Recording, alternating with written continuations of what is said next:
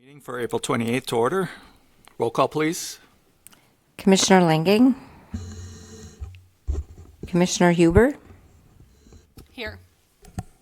Commissioner Mutter. Here. Commissioner Horn.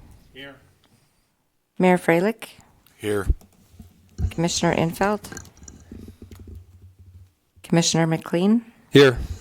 Commissioner Bookmiller. Commissioner Smith. Commissioner Hammond. Here. Commissioner Gardner. Here. Chair Robinson. Here. And we have a copy of the March 24th meeting in front of us. Are there any changes? Mr. Chair, I can move to approve. I'll second.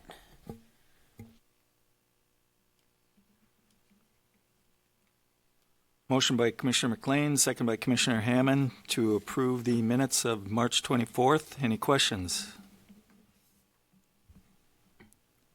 None. Roll call vote, please. Commissioner Huber. Yes. Commissioner Mutter. Yes. Commissioner Horn. Yes. Mayor Freilich. Yes. Commissioner McLean. Yes. Commissioner Hammond. Yes. Commissioner Gardner. Yes. Chair Robinson. Yes. And motion is passed. First public hearing. Consider a variance for Lot 1, Block 35, Mandan proper. Andrew? Good evening, Chair Robinson, Commissioners. Tonight we have two variance requests. The first one is from the Church of St. Joseph. I'll pull up the property they're requesting for this evening. It's just immediately to the south of the current rectory and parish offices for St. Joe's Church on 3rd Street and 1st Avenue Northeast. The applicants seek a setback and parking variance to be able to redevelop the property. It currently houses a single-family home, and the proposed use would be an office. Here's a picture or two of the home today. This is one looking towards its current front door on 1st Avenue, facing east, and from the north, looking towards the home on the corner. They are proposing to use separate church-owned facilities for their regular off-street parking, and that measurement I got was about 120 feet from the door of the building that they are proposing. So just to help you get your bearings, as I go over the report, I did just want to mention that the building plans are included in your packet as well, as is the statement of hardship from the applicant as to why they are seeking the variance this evening. The applicants seek to be able to construct at 7 feet from the property line facing 3rd Street Northwest.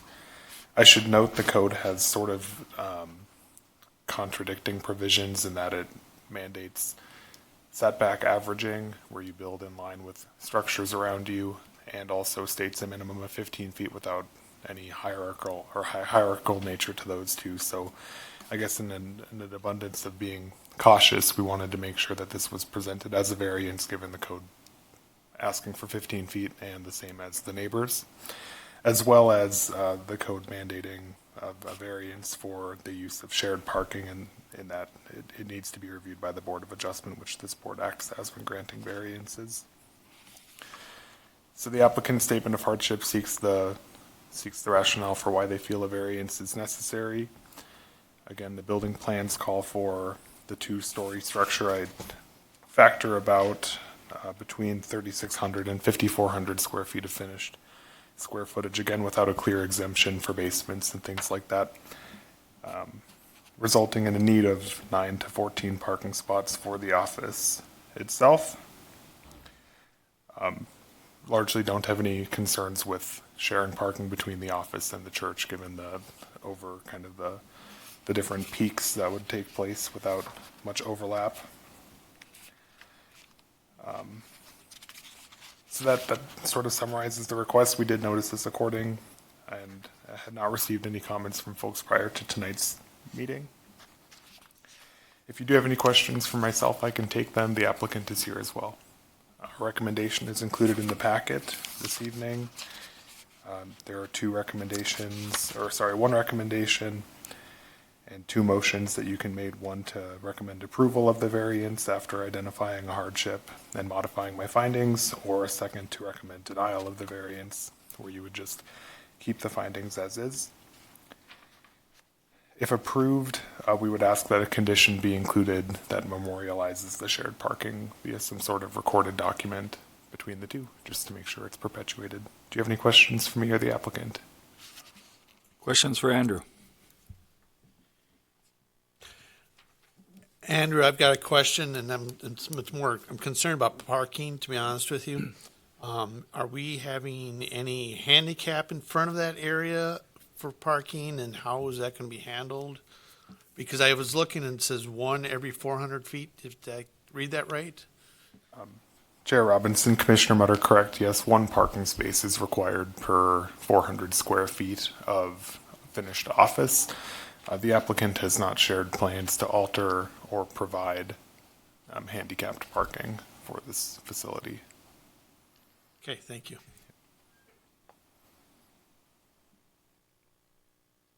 Questions for Andrew? Andrew, did you receive any comment from the public on this one? Commissioner Huber, we did not receive any comments, no. Thank you. And then, is this area in an area that would no longer be in the downtown fringe if the new zoning code recommendations were implemented, or would it still be in that downtown fringe? Commissioner Huber, off the top of my head, I can't confirm. I can find out quickly. I just can't confirm right now. And I was just wondering if that would affect the front yard and side yard setbacks if it were back in a more typical residential zoning or not.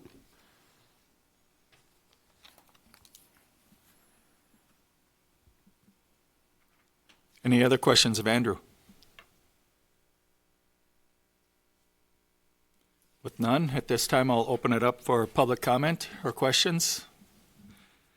We'll take comments or questions on item number 1, the request for variance on Lot 1, Block 35, Mandan proper.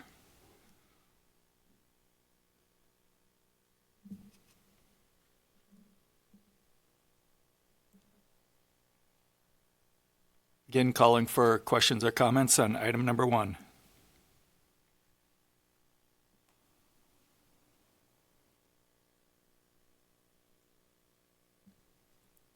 With none, I'll close the public comment, return it back to the commission.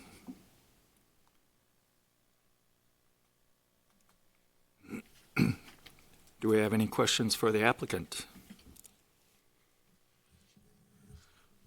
I guess I'm going to ask about the parking again. I kind of like to know, because I'm more concerned about the parishioners that come there. I know they're older people. Do they have a lot of people come or not come to that area? Thank you. Okay, Commissioners, I'm here representing Father Josh Walls from St. Joseph Catholic Church. The parking that we have asked, that we're having to use due to the size of the lot, and the reason we're asking for the variance would be the St. Joseph's parking lot. That's directly to the west. It's just like one hub link, like Andrew explained. Believe me, we might have one spot, but due to, we knew parking would be an issue. However, that's why we kind of just proposed that we use the St. Joseph's parking lot for parking. So you don't have a lot of people come to the office? The office? No. There's basically 4 employees plus Father Waltz. And Father Waltz will be living actually right across the street and parks at the rectory. And so the other employees would be parking at the St. Joseph's Church parking lot. Yes. Darren Buffington. Darren Buffington. Thank you, Darren. Thank you.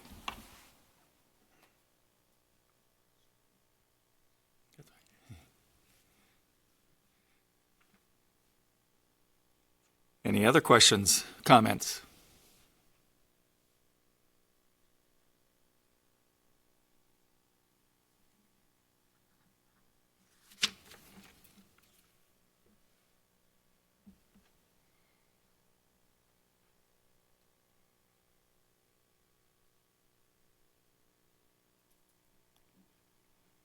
Again, any questions or comments for Andrew or the applicant? Are we ready for a motion?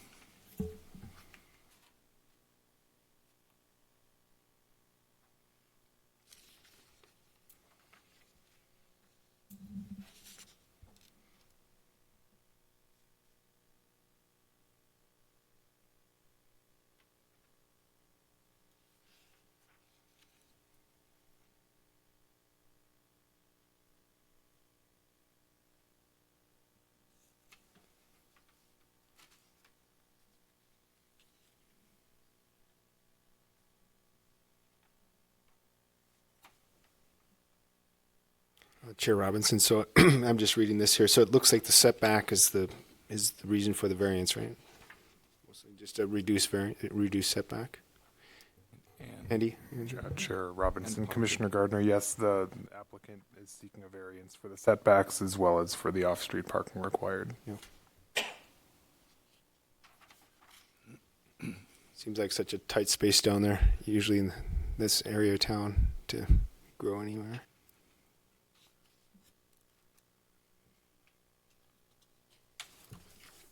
I guess, given that there was no opposition from the neighborhood and then it does seem to be indicated as being harmonious with the other properties on the block and just not prioritizing that 15 feet as compared to being harmonious with those other properties, I'm generally supportive of this. I'm just looking for the options on the statement of hardship that could be inserted in a favorable motion, but maybe somebody else has that. Is looking at that as well.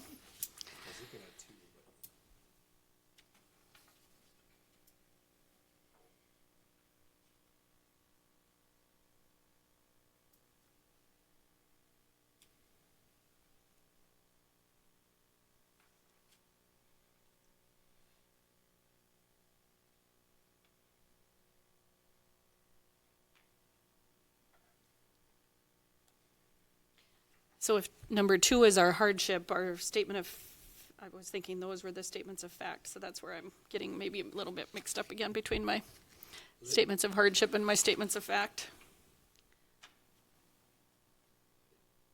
I think that, Andrew, is the finding of facts. You want to know which one we're going to change and tell you you're wrong on, correct? Basically. Correct. Commissioners do need to find a hardship, though.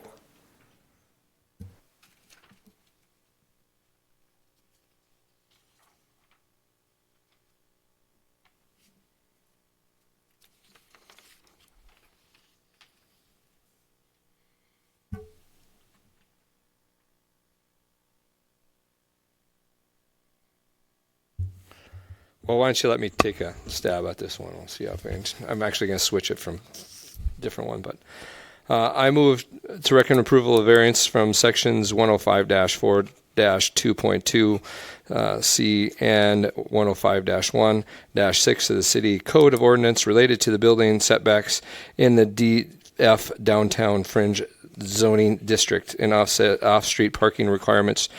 Shared parking agreements to the permit and variance requested due to the following hardship. And I'm going to say 4. I can be persuaded to change something different. The request of variance is the minimum variance would accomplish the relief sought by the applicant. Is that okay, Andrew, or would you rather have 2? Commissioners, it's not up to me, but they do need to have a hardship. There was no hardship identified in your motion. So in the statement of hardship submitted by the applicant, one of those needs to be significant enough to warrant relief from the city code. Right. Well, then I would go back to number 2. The hardship is caused by the provision in the zoning code. That's one of my findings. So in the second attachment submitted by the applicant titled Statement of Hardship is where you need to find something that the applicant is finding as a hardship. Okay, give me a second then. To warrant a variance, correct. I appreciate you doing this, Commissioner McLean. Yeah. Remember, yeah. Just, that was Commissioner Gardner that made that motion. So page 20 of 73, I think, is where we can find. Correct. An example might be the small and narrow lot makes it difficult to comply with setback coverage, or the pre-existing structures were constructed before current zoning laws creating non-conforming conditions that require a variance for modifications to build a new office building. You're talking about 1A for the first one, right? I potentially think that one is fitting. I think so too. I'll just put in 1A, the variance. Are you good with that, Andrew? Okay. And to modify the following staff findings of fact and recommend condition and agreement to be recorded memorializing the shared parking. Make sure that's in there too. Is that crystal clear for you, Mr. Chair? That's pretty good. Okay. I'll echo it here to make sure. Do we have a second? I'll second.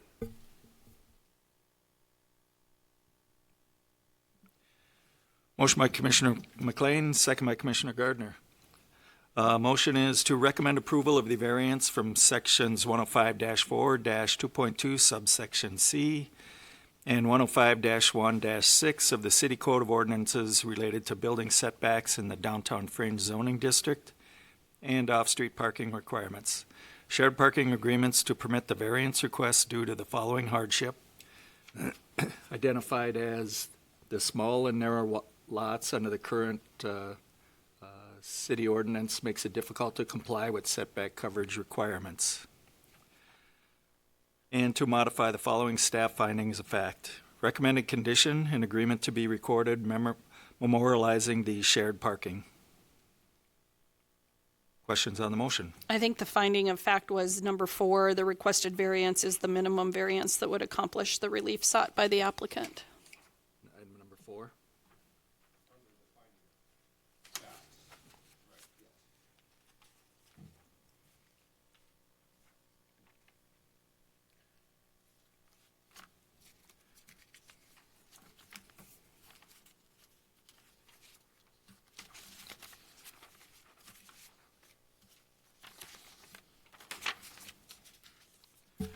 And that's under Andrews. Correct?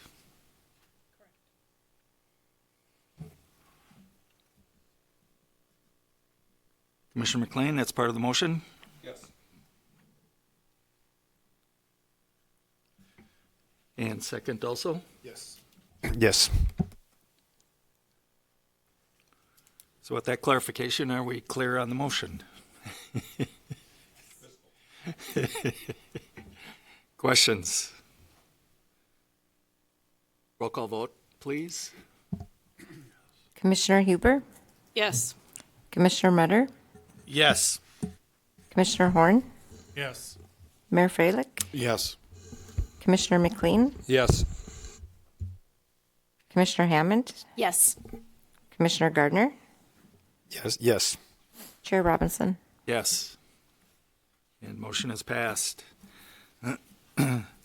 We'll move on to the second public hearing, and we are considering a variance for Lot 2, Block 1, Mandan, 10th Edition. Andrew? Chair Robinson, Commissioners, this is a request from Abra Auto Body. They're seeking a setback variance for their property on the Memorial Highway. I have my location map on the screen. This used to be the Wrestler Collision Center back in the day. Just to help you get your bearings, and I have some images of the property as well. The applicants are working on a kind of a larger storefront improvement and addition to their facility. Included in your packet, the attachment Abra drawings or Abra image will show you what that project will look like upon completion. As part of an addition planned into the rear, they would like to add on to the building in line with its current extent. At the time that this building was constructed and later added on to, it was in a different zoning designation. It was also not considered a corner lot per the Code of Ordinances and was able to add on. They have portions of the building that are as close to their west property line as 13 feet, where the code would require 35 feet for a new front yard setback on that corner.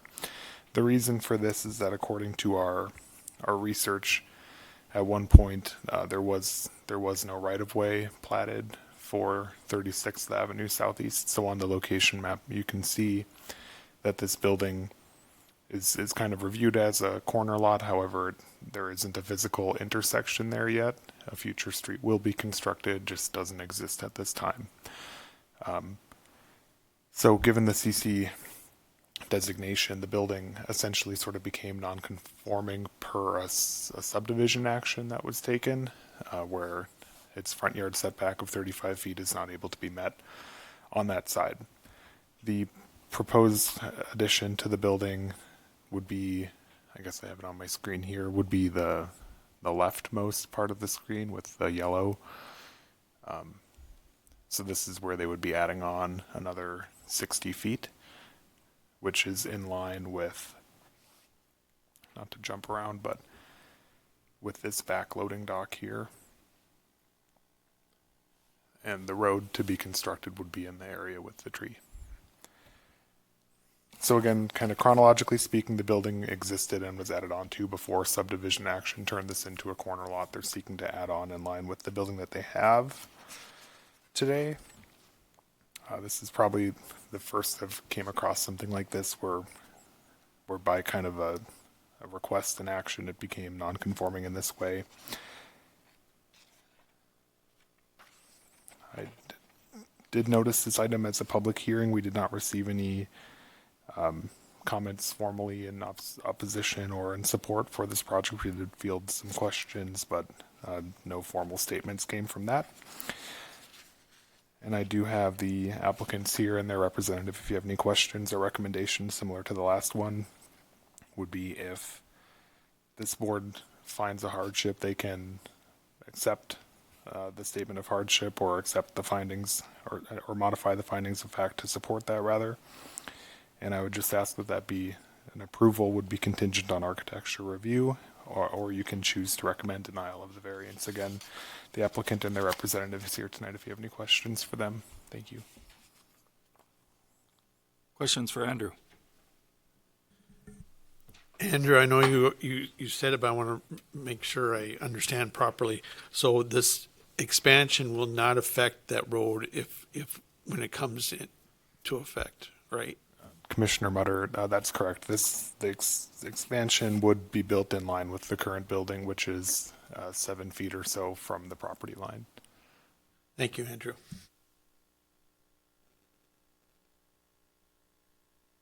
Other questions for Andrew?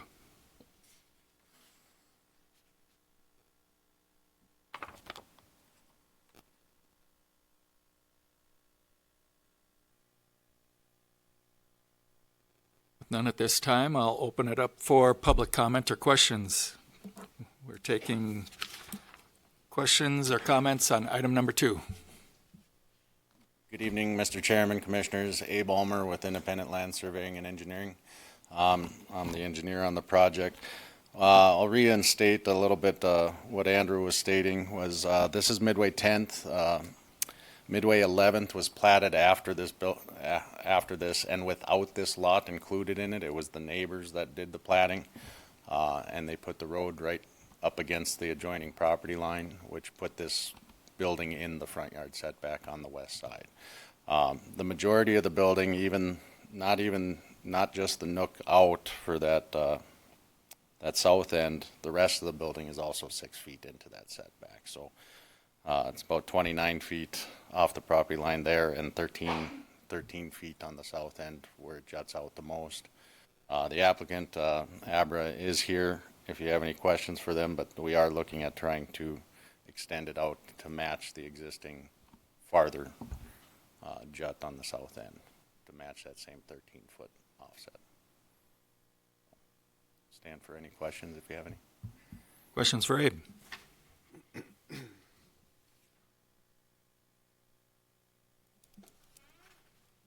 Thank you.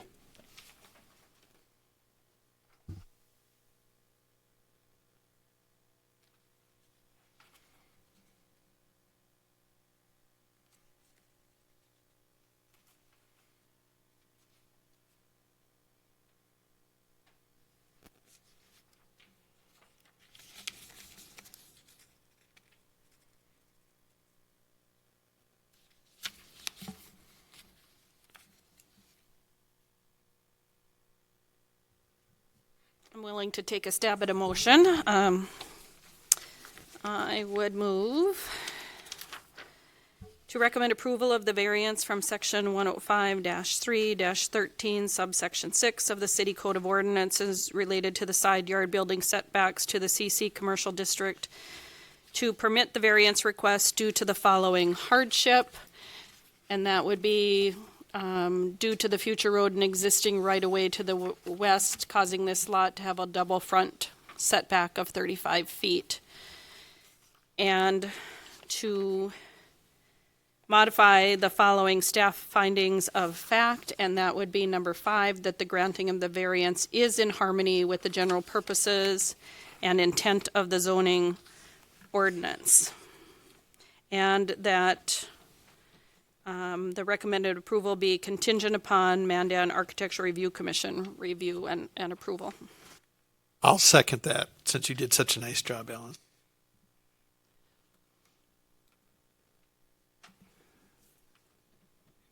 Did a very good job. But we were still in the public hearing I'm portion. sorry. So I don't think I can do that twice. I'll wrap that up. So I'll ask one more time. Any questions for the applicant or Andrew? Questions or comments on number 2? With none, I'll close. And I'll I think circle- you should have to do that motion again then. For all the challenges we have on variance motions, and you nail it, But I will circle back. Not the findings of fact portion, but the other portion. You referenced which one? In terms of the hardship referenced, I referenced that from the submittal, section 1, that due to the future roadway, the existing right-of-way to the west, that this lot has a double front setback of 35 feet.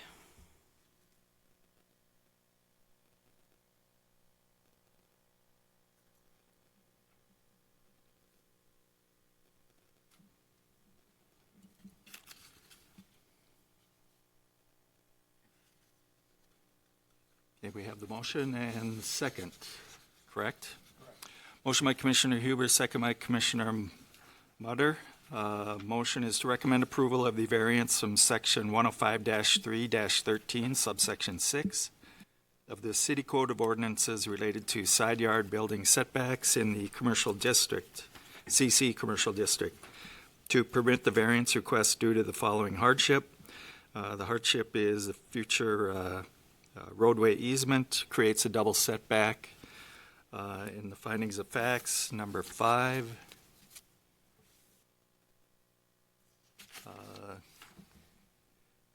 The granting of variance is in harmony with the general purpose of the zoning ordinance. And to modify the following staff findings of fact, the recommended approved contingent upon Mandan Architectural Review Commission review and approval. Questions on the motion?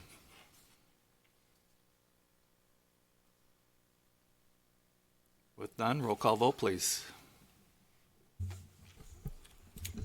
Commissioner Huber, Yes. Commissioner Mutter, Yes. Commissioner Horn, Yes. Mayor Freilich, Yes. Commissioner McLean, Yes. Commissioner Hammond, Yes. Commissioner Gardner, Yes. Chair Robinson. Yes. And motion is passed. Third public hearing is to consider Schaff Estates Third Edition preliminary plat and zone change. Andrew? Chair Robinson, Commissioners, this is an item for which our recommendation is to postpone the request in order to allow the applicant and their team to come up with a little bit better of an idea of what review they are seeking. This item was noticed as a public hearing, given a complete and approvable application was in hand. However, due to their request shifting and there not being time and to accommodate the changing request, we do need to conduct a public hearing. However, the recommendation tonight is for no action to be taken and this item to be brought back at a future meeting. I believe it would be good for the board to hear from the applicant, Ms. Weinreis, to get a better idea of what their future request would be. So during the public hearing, I would want to hear that. So Any questions for me? Questions for Andrew?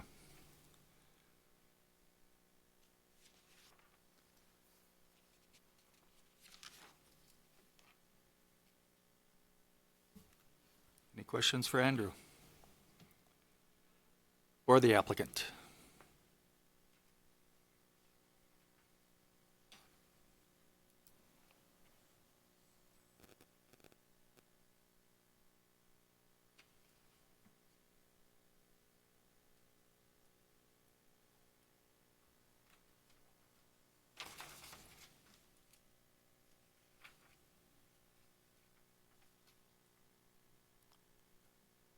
With none, I can, I yeah. actually do have a question, and maybe I'm just missing it, but does it tell us in here why this zone change is being requested?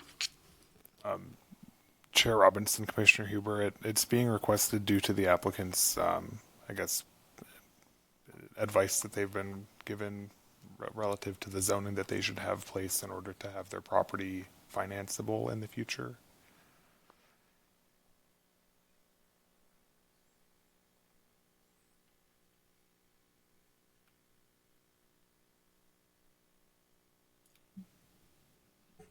And I just ask because there is a business on the property, and so it seemed like a commercial zoning was appropriate to accommodating that business, but would the agricultural zoning accommodate that business as well? Chair Robinson, Commissioner Huber, the request was received, I believe, on Wednesday or Thursday of last week, so staff really has not had adequate time to be able to answer questions about how the site and its evolution will fit within the parameters of zoning. And nuances with project financing have kind of just added to the complicating factor. I think it would be good for the applicant to come up and explain why they are requesting these items and get a sense of what might make a more successful request in the future when they come back.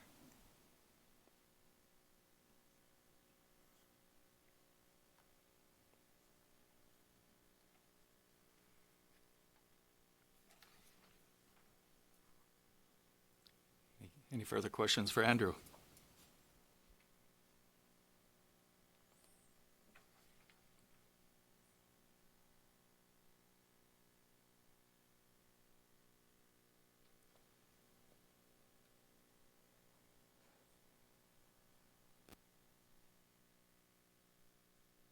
Do we have questions for the applicant?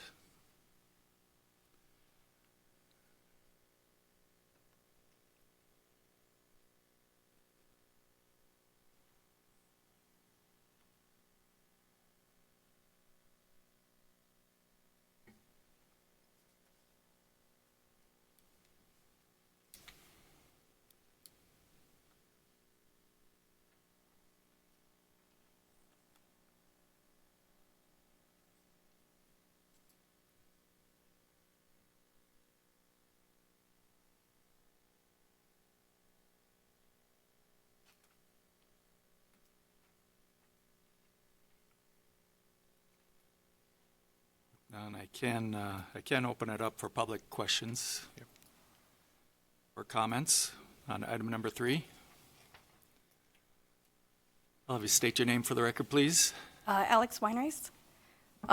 So to answer your question, the reason we are asking for this zone change is back in 23 when it had got changed to CB because, yeah, we do own a trucking business, but we do not run our business out of our shop. We had brought up the plan of wanting to build a home on there, and we were told with the CB we are allowed to have a residential home on that property, which we are. Well, we just finished building the house and found out we cannot get a mortgage on that house because it is on a commercial lot. So we are looking to pretty much take the house that we built and our shop and parcel that off and have just that zoned, if possible, either residential or back to ag. But we would, fine with leaving the rest of the property as CB. It's just been, told we can't get a mortgage, we can't get a commercial loan. It's costs a lot of money, and the value, we want to add that shop into with our home, have it on the same land. because the value will be worth way more than just the house itself. But yeah, we do own a trucking business, but that shop is mainly personal. We have side-by-sides, campers, boat. We do have a couple semis. We have some trailers. The only times the semis go in there is if they need a tire change or it's cold outside and we don't want them freezing up. Otherwise, we do not run a business out of that shop. It's just a big garage for us, pretty much. So just to clarify, is it just the one lot then that would be rezoned to agricultural and the one with the shop would remain Yes. CB? Yes, so on the picture, I don't know if you have a picture of it, there is, we did a, let's see.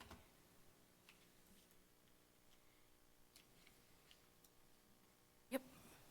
So on that picture, you see the line, we do have a row of trees, so we're just wanting just that lot itself zoned. I mean, if we can have it as residential, that works out best for us to financially be able to get a loan to pay our house, to get into the house. Or if we can have it switched back to ag. I was told that I can still get stuff working with that with ag too, but yeah, it would just be this property. The rest of it, we would want to just leave CB.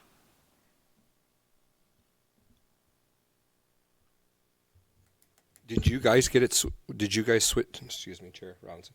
Did you switch it to CB yourselves, or was that prior to you guys? Okay. No, so when we actually bought the land, it was zoned ag. We built the shop, got the building permit, everything was good. We came back in '23 because we were purchasing about 0.6 acres just west, like just right at the west side of the property. And you guys had noticed that that was actually supposed to be like a commercial lot, but it was still ag. So then when I had brought up that we were wanting to build a house, you guys had recommended the CB because yes, it does allow a residential home on the lot, but you can't get a residential mortgage. And then you can't get a commercial mortgage or a commercial loan because it's a residential house. So, and we found all that out after the house was built. So we're kind of a little stuck right now. I have a question for Andrew. If this is something, could you put this on Google Maps just to get a sense where this is at? I did see all the other maps in here. I just try to get a sense where in town this is. Chair, Commissioner Gardner, we're just up in northwest Mandan, north of the Rough Rider subdivision, west of where Highland Road meets 37th. Okay.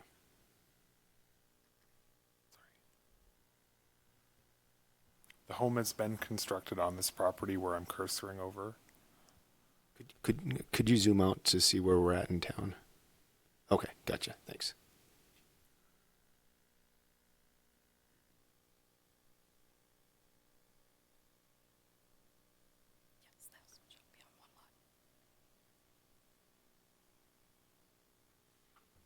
So would that be a shared entrance? Yes, so it is a shared entrance with our neighbor, who is, I'm pretty sure he's either on his own ag or something.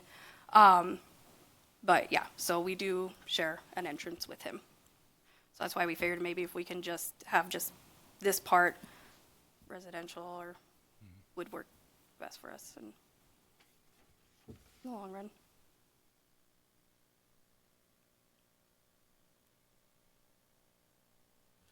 Andrew, can you explain to me again why we don't want to make a motion on this? Chair Robinson, Commissioner Mutter, this item has been prepared and kind of studied as a zone change that they had requested, and the action that staff put our review into is not what they're seeking anymore. So approving this plat or approving this zone change is not in the interest of the applicant at this time, and I would recommend that this board wait until the applicant has a plat and an application that's been noticed consistent with what their ultimate request is. So there's nothing to approve tonight. Okay. Thank you, Andrew.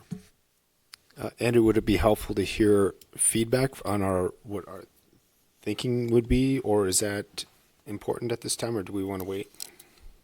I think the applicant wouldn't mind hearing what your thoughts are, would be on either.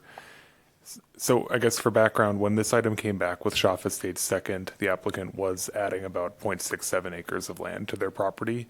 And at that time, this commission did request that it come back with a zone change to CB and cited the difficulties that this commission has had with commercial zoning being the last thing added to the map. So it was added in 23 or 24 by this commission's request, so that a situation where the whole entire area has been developed and then people don't want to see commercial on the corner anymore. They wanted to avoid that situation rather. So that's just a little bit of background on why we put it into CB.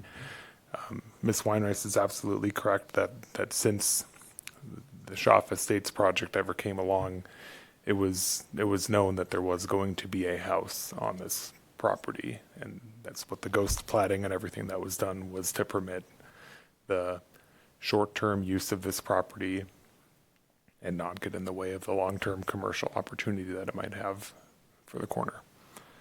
But yes, I do think the applicant would benefit knowing what this commission's thoughts are on maybe down zoning it again away from what the land use plan classification is to either an ag district or an R7.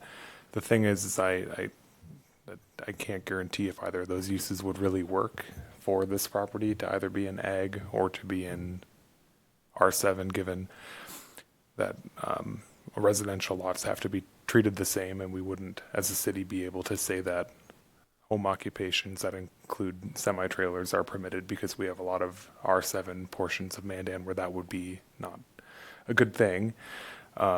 So having it in the R7 as an allowed use is a little bit of a concern given the home occupation. The agricultural district, I think there might be some potential for, but it's really not meant to be used for 2-acre lots. It's meant to be quarter sections and sections of land that are used with like a farmstead or something like that. It's not meant to be an urban zoning district. So Is the neighbors with the shared lot, Andrew, that's ag though, the one that shares the driveway? Commissioner Huber or McLean, I believe it is agricultural, which again is sort of just a basis of zoning for the city. It wasn't really zoned agricultural necessarily, that we grew into farm fields that are agricultural in nature.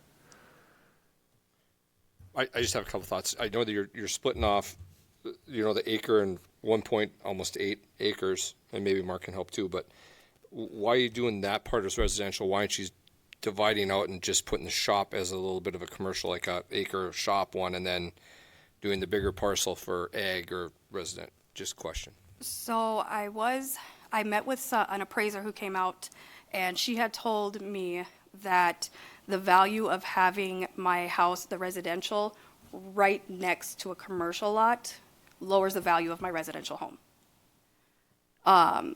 So from what she was informing me, is that if I can get it switch back to ag, that will help me in the long run as far as when they go in and appraise it and try to find similar areas. Because, it's like, if it's ag, it's kind of like, somebody who has, a farm. They have big shops, they have a couple semis, and, we don't do any business. It's just a place to park, pretty much.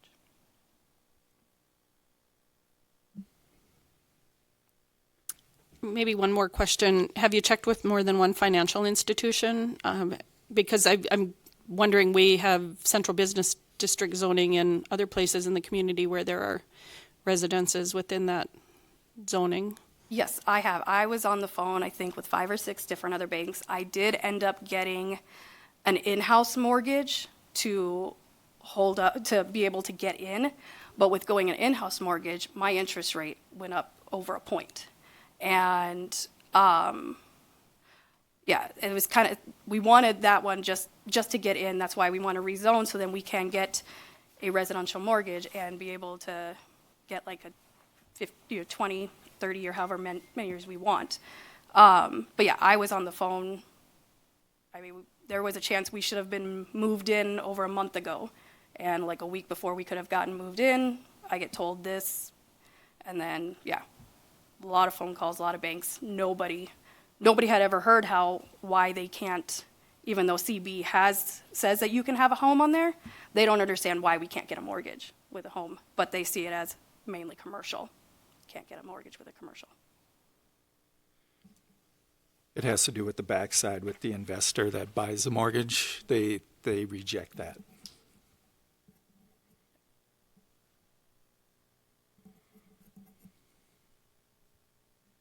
Question for Andrew: Is this where the byway is going to be coming around potentially in the future? Chair Robinson, Commissioner Gardner, that is correct. Yes, we are planning for the Beltway corridor to go down to the interstate at Rough Rider and go over to Bismarck from that corner. Yep. And this corner would be the intersection where it would turn. So this would be a pretty hot intersection. Commissioner Gardner, yes, that is correct.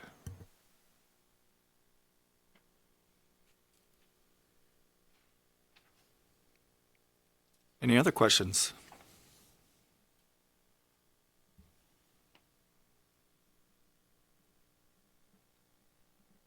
Thank you. Good evening, Commission. Mark Isaacs with Independent Land Surveying and Engineering. Just had a, comment question procedurally. Moving forward with this to bring it back, next month, since this is a preliminary plat, just for time's sake, I didn't know if that would speed up the process if we could at least act on the preliminary plat, because if the zoning was done next month and follow along with the final plat, then you wouldn't essentially lose a month. If we just postpone it, don't act on the preliminary plat, which you're not making a zoning decision, you're making a decision on the plat itself, we would at least have that part procedurally done, bringing it back with whatever the exact zone change would be, and the final plat at next month's meeting. The only other thought I would have is if the Weinreises are saying tonight that they are requesting R7 for this lot, even if you were to tweak this lot a little bit, which we can on preliminary plats, if they wanted to tweak that to include the shop and still request that R7, then it would still stay with what the application was to present tonight.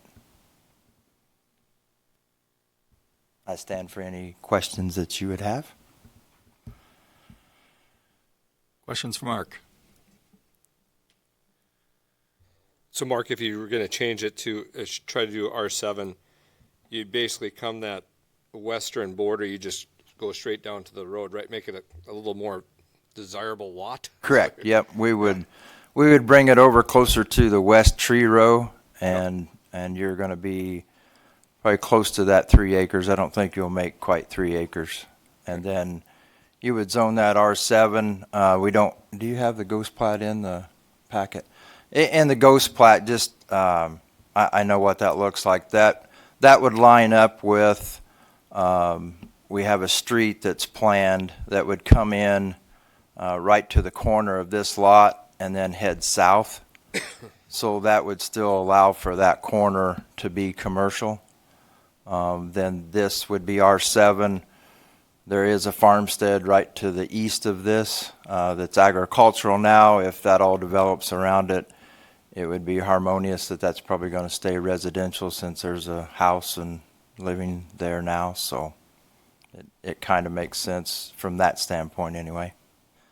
I think the discussion, and I was here in 23 as well, still the discussion is how you view the existing shop. Is it a shop with,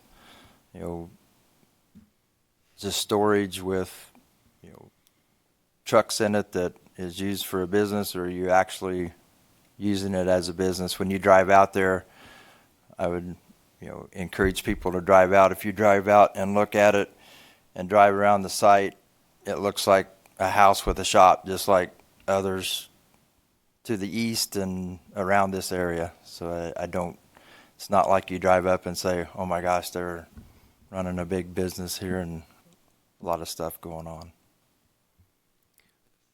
One of the questions I guess I have, I'm not sure who this would go to, but just to stay consistent with the long-term goals of our 30-year, 15-year, whatever it is, the plan, that's going to be a major corridor. It would seem to me that you'd buy, if there's a question about whether or not to keep that zone commercial, I guess in my mind, I'd want to see that. I'm not sure how this affects your loan or whatever, but just, I would seem to me that you'd want to keep this zone commercial because that's the hope would be. I mean, we're making all the other developments in this neighborhood conform to a potential pretty big road going through, that you'd want to keep it all commercial, unless I'm missing something. And then zone it in for this residential, which I don't know how that works, whatever. But it seems like probably the smallest zone in Bismarck, Mandan. I mean, I don't know, but because it'll just be around that one house, right?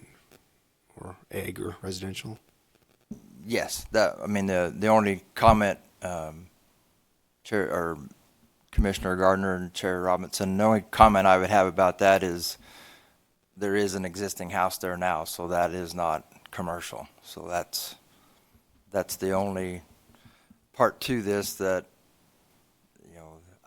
all the rest of that is planned for commercial and will be commercial, but that house and the farmstead to the east isn't, a commercial setting as of right now anyway. But Yeah. in the future, I understand. No, I would assume, I haven't driven out there, but I've just assumed I don't have any problem with, like, currently, I would not see that as commercial today for sure. No. Based on what you're saying. What's a long-term plan for this, Andrew, in this area? Chair Is it Robinson, residential? Commissioner Gardner is correct that this is identified as a commercial intersection. It would be the Beltway corridor connecting the interstate to North Bismarck would go right by this property. So the whole 10 acres would be planned for commercial.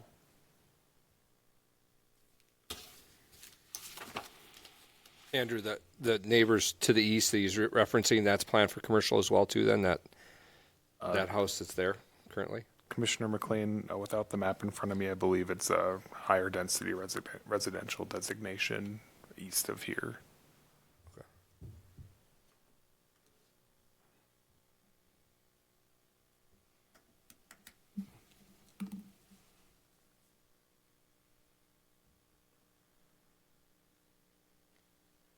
And then it would be, if there is a path forward by keeping everything commercial, like I was just walking this through my head, keeping it all commercial, and then we could core out a residential or agricultural piece for the house. That would be, I could see that working.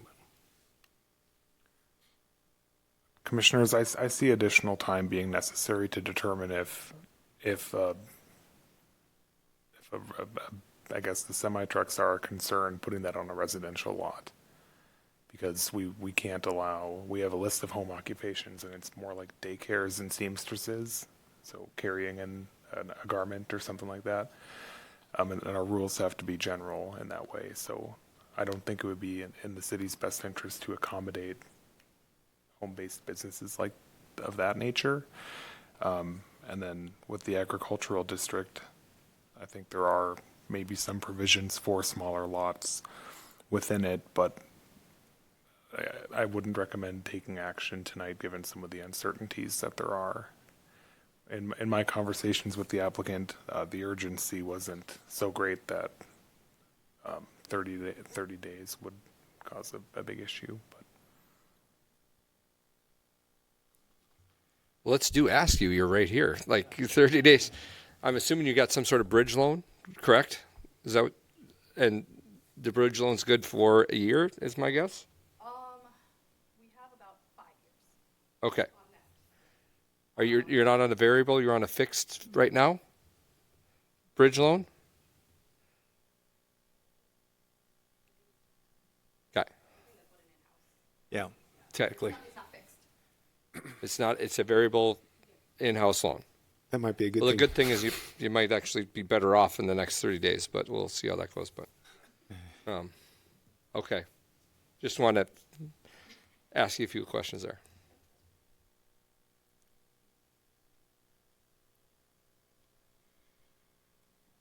So would there be a motion to table this then? Is that how that would work?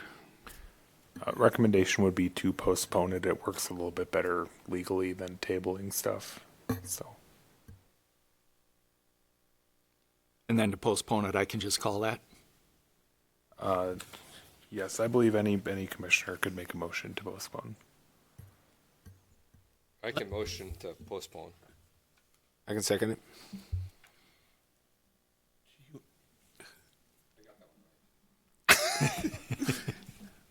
I had a question.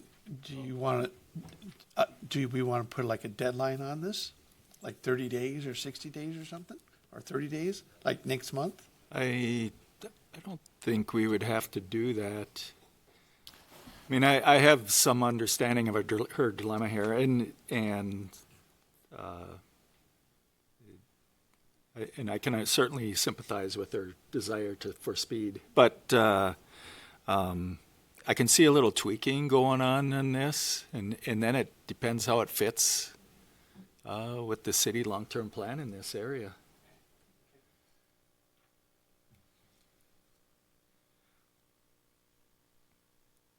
I think I'm more comfortable. I know we're still discussing. I'm more comfortable postponing it. Let's get it right. She has a loan, so you're in the house. Can't be in the house? So this is done. Well, no, I mean, I can get in before then, but right now I'm in the process with appraisers trying to figure out how to get this all appraised. So they've been Yeah. approved, but they don't have an occupancy yet because it's not been closed on. Appraisal, yeah. Appraisal was done last week. Has the OC been issued? No. Okay. So it's Right. Yeah, I know. that. We're good. Okay. But you still should get that without. Yeah, that shouldn't matter, right? We're not holding that up. No, yeah, that's just why I'm not. Yeah, commissioners, just so you're aware, yeah, we have no problem in the building department issuing the certificate of occupancy for the structure. So that will be probably completed, I would guess, next week. As long as you're not going back to your camper because we're not approving something tonight.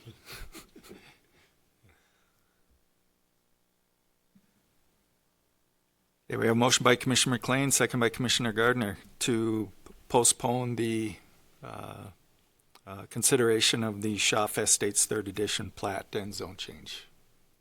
Any questions? Roll call vote, please. Commissioner Huber, Yes. Commissioner Mutter, Yes. Commissioner Horn, Yes. Mayor Freilich, Yes. Commissioner McLean, Yes. Commissioner Hammond, Yes. Commissioner Gardner, Yes. Chair Robinson. Yes. And the motion is passed. Move on to other business, which is review of the new zoning code, rather. Chair Robinson, commissioners, yes, it's my pleasure to introduce Beth Elliott of Stantec Consulting Services. She's with us online tonight.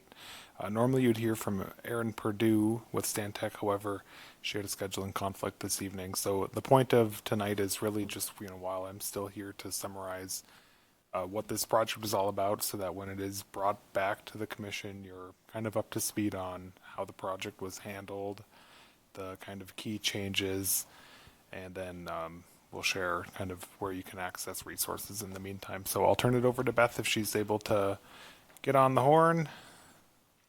Yeah, hi. Can you hear me? Yes, we can. Yes, we can. Fantastic. Mayor, commissioners, hello. Thank you for letting me stand in for Aaron Perdue.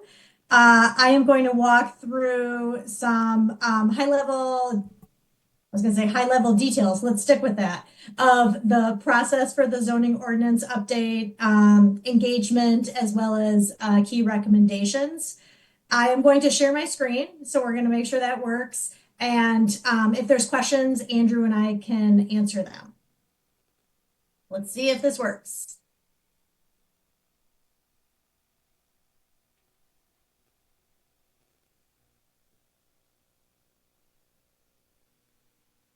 All right, please let me know if you see my screen.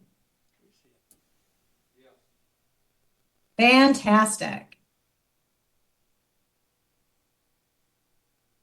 I'm gonna get my other screen up. Okay, so we're here to talk about the zoning ordinance rewrite. I believe that you are familiar with this process and where it's been heading, but we'll go through some of those details. So I'm gonna do a quick review of the process to make sure everyone's familiar with where we began and where we are now. I'll do a recap of engagement just to solidify the fact that this has been extroverted process.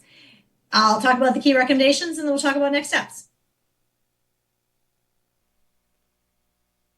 So the process so far, usually with any process like this, we want to make sure it's steeped in what is happening now. We get a lot of background information, understanding the community, understanding issues, and we also conducted a best practice analysis looking at peer cities, but also looking at what the changes might mean for various stakeholders. There was an extensive engagement process, and we have drafted the key findings and the recommendations, and we have re-engaged with a variety of audiences, and we're here to start the adoption process. So engagement on something technical like a zoning code rewrite is always interesting. What we really try to do is make sure that we aren't too wonky when we're talking to members of the public in particular. We want to make sure they understand what the zoning code is and how it impacts their daily lives. We try to make it pretty personal so that they can give us guidance that can be really meaningful and drive some direction and changes. So the working group met 6 times throughout the process. I was amazed when I saw the responses to an online survey. Almost 600 responses for a zoning code rewrite is incredible. And I am sure that can be attributed to Andrew and the team at the city who must have done extensive promotion of that survey. So that was really great. We had a variety of meetings with developers and builders and property owners. And that was very helpful in setting the stage for how people are using the zoning code on a day-to-day basis. And of course, we've met with you as the Planning and Zoning Commission 3 times. The third is now, plus a variety of staff conversations as well. So let's get into the key recommendations. And hopefully these are not new to you. And if they are, we can get into a little bit more details. I'm sure Andrew can give some details. So there was extensive work on evaluating the zoning districts, and a variety of new districts showed up because of that. So there is a new zoning district for rural residential uses. We understand that this is something that would be very valuable. There was a lot of nuanced changes to the downtown fringe district, including kind of trying to reframe what the difference is between downtown core and downtown fringe versus the residential areas. It also looked at reducing commercial uses and reducing the geographic footprint of the downtown fringe district. We also created a new heavy industrial district that is specifically kind of geared toward right now the refinery and the Mandan natural gas power plant. And we also heard loud and clear that there was benefit for more mixed use districts. And so what came from this is a new corridor mixed use district, as well as a neighborhood mixed use district to encourage a wider variety of uses, as well as to focus kind of less on the uses and more on the form that we're trying to get on corridors and in neighborhoods. One of the other changes is the park dedication fee. This acquires sufficient park and open space to meet current and future needs. And the big change here is the land dedication for new residential subdivisions. And there's different levels of that land dedication, but it's important to note that there is some leeway for the city commission to make some decisions if there is if there's not enough land, if the land isn't appropriate for playgrounds and other components. But it's the land dedication that's a big change here for the park dedication. Also, regulating landscaping. There's a new landscaping chapter that we are proposing, and it was based on 4 goals that we heard through the process. One is mitigating incompatible uses, buffering, things like that. Also using landscaping to enhance the pedestrian experience. We also are hoping that this landscaping chapter creates a more of a robust tree canopy to help with traffic calming and heat buildup and other components like that. And of course, we always want to use landscaping to reduce stormwater runoff. So those are the 4 goals for this chapter. And we ended up with a 2-tiered system. The first tier applies to residential sites of 4 units or less.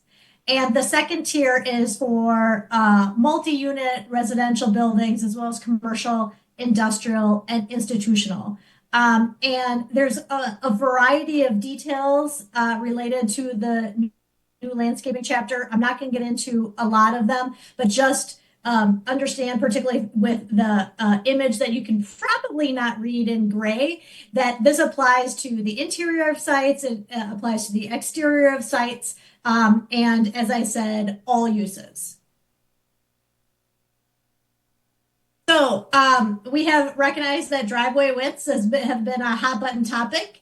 And the last time you saw a draft of these revisions, that table 115 was part of it. Just know that there's been a lot of discussions internally with your staff on getting this just right. And I know that your engineering staff are working through this, so the revisions are pending, but the goal is to better accommodate 3-car garages and making sure that the driveways are wide enough for that. And in any zoning code rewrite, we know that nonconformities are always a concern. So I just want to clarify that any structure, use, site, sign, anything that does not conform with the new zoning code,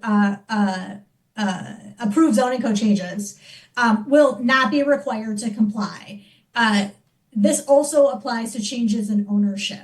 The only situations in which a property would need to comply with the new zoning changes, if they are non-conforming, is when there's new development, when there's additions or expansions to the non-conformity on the site. That is when they will need to comply with the zoning code.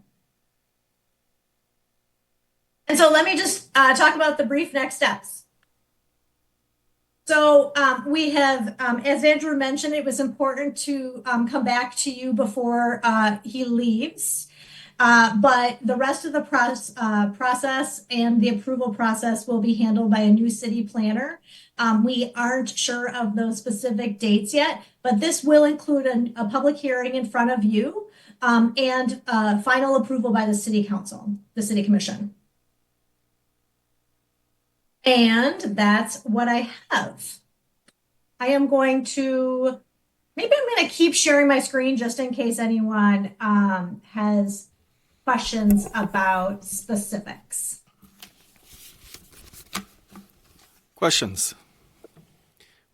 Andrew, will there be the process for approval? Will we be approving it before the city commission approves it, or are we not approving anything? Chair Robinson, Commissioner Gardner, this board would be introduced the ordinance and asked to make a recommendation to the city commission to approve it. So yes, you would be the first round of approval.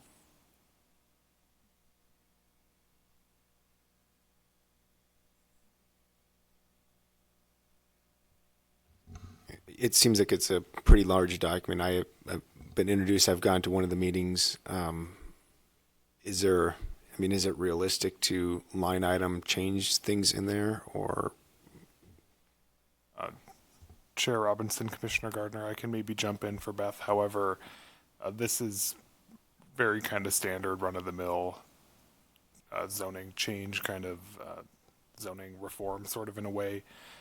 These ordinances are inextricably tied to each other. It would by no means make this project more simple to achieve if we were to do it piecemeal. There are references that are related to each other throughout the entire code that my fear would be, if they weren't taken as a whole, would basically result in, if you ever go to a website and a link doesn't work or something like that, that's what would happen, I believe, if this code did not get adopted as a whole. What we need for landscaping is inherently tied to what we need for setbacks, as would be park dedication and new subdivisions. So my recommendation would be to trust that this project has been thoroughly vetted and that the recommendations are adequate for the city of Mandan, and to recommend it as a whole.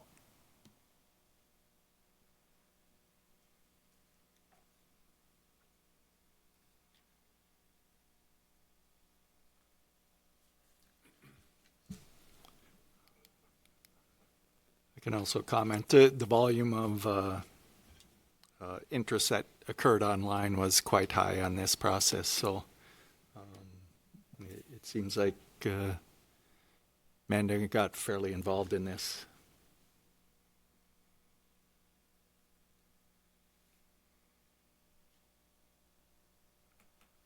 Any other questions? Andrew, I'm going to ask this just because you're leaving us. I'm still crying about it, but that's another story. Will you be helping the new planning person with this a little bit? Chair Robinson, Commissioner Mutter, I kind of want to, I don't want to state things on the record. I think for as long as it's appropriate for me to continue assisting the city for both the city's purposes as well as my own personal purposes, then I would, of course, be willing to do that. But I don't want to speak about July without kind of being in June first. So, yeah. Thank you. Any other questions?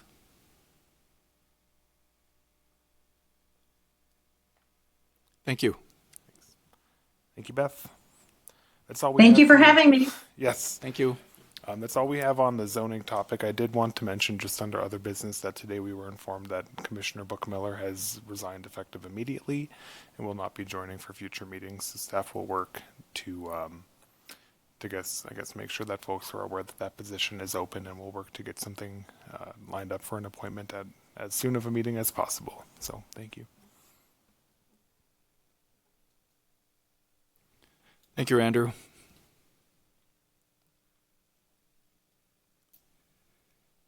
And I'll take a motion to adjourn. Can I just thank Andrew before we adjourn? You may. You have been a godsend to the city, Andrew. You're going to be well missed. So thank you for all you've done. Enjoy your next phase of your life. And I just want to add thank you for your dedication and to the city of Mandan as well.